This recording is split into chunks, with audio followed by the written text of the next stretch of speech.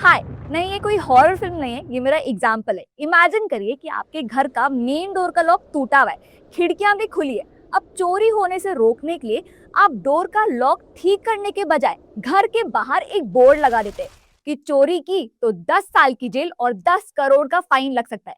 अब आपके हिसाब से क्या ये बोर्ड पूरे घर को सिक्योर रख पाएगा? तो इंडिया ने अब तक का सबसे स्ट्रिक्ट एंटी चीटिंग लॉ पास किया, जिसमें 10 साल की जेल है, 10 करोड़ का फाइन है और स्पेशल फास्ट ट्रैक कोर्ट्स भी है। लेकिन लीगल रियलिटी ये है कि इंडिया के पास तो 2024 से एक dedicated central anti cheating law exist करता है, लेकिन उसके बावजूद 2024 से लेकर 26 तक में 10 से ज्यादा मेजर पेपर लीक कंट्रोवर्सीज हुई हैं। तो आज हम तीन चीजें समझेंगे। 2024 का पुराना लॉ क्या था, डॉक्टर के राधाकृष्णन कमेटी के रिकमेंडेशंस पे कितना काम हुआ और इम्प्लीमेंटेशन गैप कहाँ रह गया, और इन सबको समझने के बाद 2026 का नया स्ट्रिक्टर एंटी चीटिंग लॉ हम अच्छे से एनालाइज करेंगे। चलिए चलते हैं 2024 में। तो फेब 2024 में यूनियन मिनिस्टर जितेंद्र सिंह ने लोकसभा में public examination prevention of unfair means act propose किया था। पहले वो बिल था, बाद में एक्ट बना।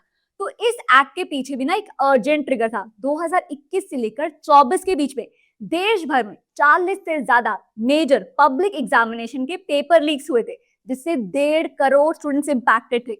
और इस एक्ट का मेन ऑब्जेक्टिव छोटे मोटे चीटर्स को पकड़ना नहीं था, बल्कि organised paper leak syndicate, question paper leakage, computer tampering, fake admit cards और मेरिट लिस्ट मैनिपुलेशन को एक कॉग्निजेबल, नॉन बेलेबल और नॉन कंपाउंडेबल ऑफेंस बनाना था। अब देखिए 2024 का ये जो लॉ है ना, इसमें भी काफी स्ट्रिक्ट पनिशमेंट्स थी। जैसे जनरल ऑफेंसेस के लिए 3 से 5 साल की जेल और 10 लाख तक का फाइन।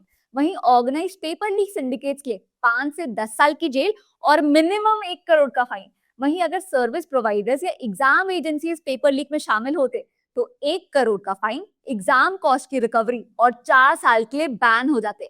इतने स्ट्रिक्ट प्रोविजंस के बावजूद पेपर लीक्स रुके नहीं। 2024 से लेके, मतलब जब ये एक्ट आया तब से लेकर 2026 में ही 10 से ज्यादा मेजर पेपर लीक्स हुए। क्योंकि दुनिया के तमाम क्रिमिनल लॉज की तरह ये क्रिमिनल लॉ भी क्राइम होने के बाद ही एक्शन ले सकता है। ये पहले से ही पेपर लीक या डेटा ट्रांसफर प्रिडिक्ट करके उसे ब्लॉक नहीं कर सकता है। आप ना बस यहाँ पे टाइमलाइन देखिए कि 2024 में क्या क्या हो रहा था। एडिटर इसे थोड़ा जूम कर दीजिएगा। तो 19 जून 2024 को यूजीसी नेट का पेपर टेलीग्राम में लीक होने की अफवाह से, उसके डर से ये एग्जाम कैंसिल हो जाता है, जिसके 2 दिन बाद ये जो एक्ट है ये ऑफिशियली एनफोर्स होता है। 21 जून 2024 को एंटी चीटिंग लॉ एनफोर्स होता है। एनफोर्स मतलब लोगों पे लागू हो जाता है, जिसके जस्ट एक दिन बाद ही 22 जून 2024 को एनटीए की एडमिनिस्ट्रेटिव, स्ट्रक्चर और टेक्निकल फ्लॉज पे काम करके उसे दूर करने के लिए डॉक्टर के राधाकृष्णन कमेटी का गठन होता है। तो 2024 में हुए पेपर लीक्स पर फास्ट एक्शन लेने के लिए government farmer ISRO chairman doctor के राधाकृष्णन की चेयरमैनशिप में एक 7 मेंबर की हाई लेवल कमेटी सेटअप करती है, जो अक्टूबर 2024 में 101 रिकमेंडेशंस देती है, जिनका मेन फोकस होता है एनटी की वर्किंग को रिपेयर करके फिक्स करना, एग्जाम प्रोसेसेस सिक्योर करना और डेटा सिक्योरिटी स्ट्रेंथन करना। गवर्नमेंट रिकॉर्ड्स के मुताबिक लगभग 2 साल बाद इन 101 रिकमेंडेशंस में से 57 रिकमेंडेशंस फुल्ली इंप्लीमेंट हो चुके हैं, 10 पार्शियली इंप्लीमेंट हुए हैं और 27 अभी भी पेंडिंग है। तो अभी तक हमने देखा कि 2024 के एक्ट के होने के बावजूद पेपर लीक्स हो रहे थे। अब हम बात करेंगे 2026 की अमेंडमेंट की, जिसके लिए पार्लियामेंट में 11 घंटे तक इंटेंस डिबेट चली। ऑपोजिशन और लीगल एक्सपर्ट्स का एक मेन क्वेश्चन था कि क्या लॉ को और स्ट्रिक्ट बनाने से पेपर लीक होना बंद हो जाएंगे, या ये लॉ भी पेपर लीक होने के बाद पनिशमेंट देने की बात करता है। इस लॉ को पेश करते पार्लियामेंट में नीट पेपर लीक कंट्रोवर्सी का रियल एग्जांपल लिया गया, जिसमें 46 लोगों को अरेस्ट किया गया, 45 पर चार्जशीट फाइल की गई, जिसमें से 44 बेल पर बाहर है। चलिए साइड बाय साइड 2024 और 2026 के एक्ट को कंपेयर करके समझते हैं कि कितना कुछ बढ़ा है।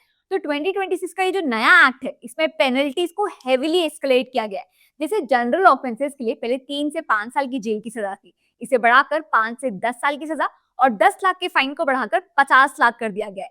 वहीं अगर ऑर्गेनाइज्ड रैकेट इन्वॉल्व है पेपर लीक में, तो मिनिमम 5 ईयर जेल टर्म की जगह 7 to 10 ईयर्स की जेल टर्म है और 1 करोड़ की फाइन को बढ़ाकर 10 करोड़ का फाइन इम्पोज किया गया है।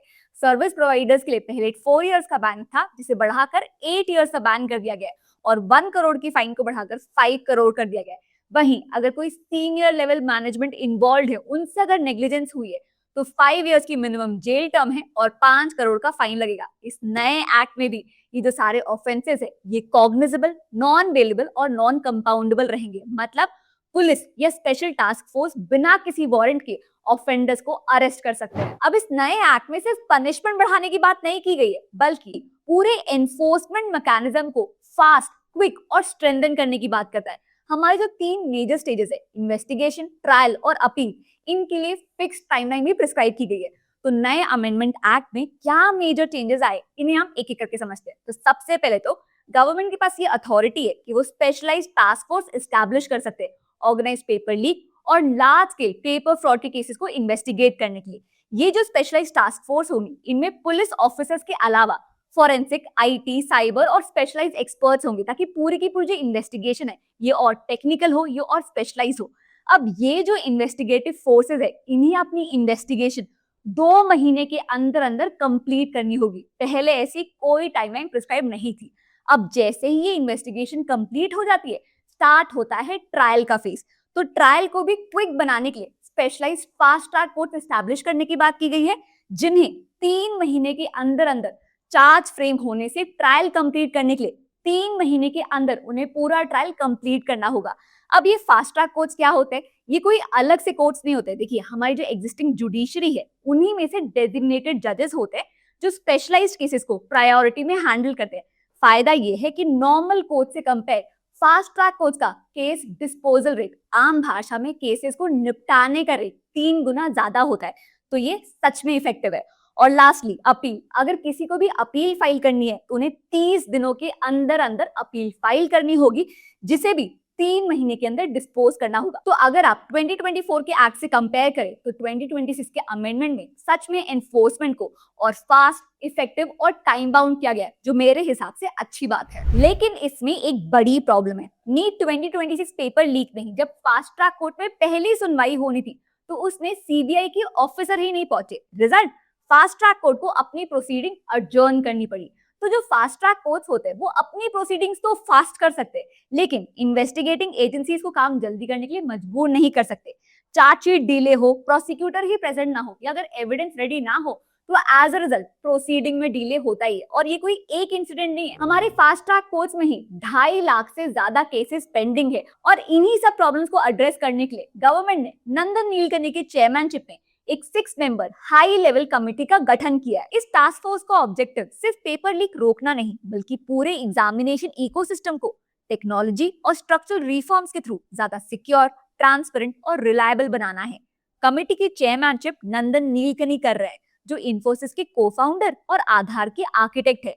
इस धुरंधर कमेटी के बाकी मेंबर्स एजुकेशन और टेक्नोलॉजी सेक्टर के एक से बढ़कर एक एक्सपर्ट्स हैं। अब फाइनली अगर मैं अपना ऑनेस्ट रिव्यू दूं तो मेरे हिसाब से 2026 का ये अमेंडमेंट एक्ट काफी सारी अच्छी चीजें कर रहा है। देखो, एनहांस पनिशमेंट है, इन्वेस्टिगेटिंग एजेंसीज के लिए क्लियर टाइमलाइन है, स्पेशल टास्क फोर्स बनाने की अथॉरिटी है, फास्ट ट्रैक कोर्ट्स है, उनके लिए भी क्लियर टाइमलाइन है। मतलब एक लॉ जो जो चीजें कर सकता है वो सारी चीजें इस अमेंडमेंट में दी हुई है। लेकिन लॉ लाने से पेपर लीक नहीं रुकेंगे, उन्हें एनफोर्स करने से रुकेंगे। तो स्ट्रिक्ट लॉ लेकर आना फर्स्ट स्टेप होता है, फाइनल सोल्यूशन नहीं। अब हमने आज की इस वीडियो में प्रॉब्लम्स को समझा, 2024 के एक्ट को समझा, 2026 के अमेंडमेंट को भी समझा, जो मेरे हिसाब से काफी अच्छे। आपकी इस बारे में क्या राय है, ये हमें कमेंट सेक्शन पे जरूर बताइएगा। मैं उम्मीद करती हूँ कि आज की इस वीडियो में आपने जरूर कुछ नया सीखा होगा। That's it for now. See you in the next class. Bye bye.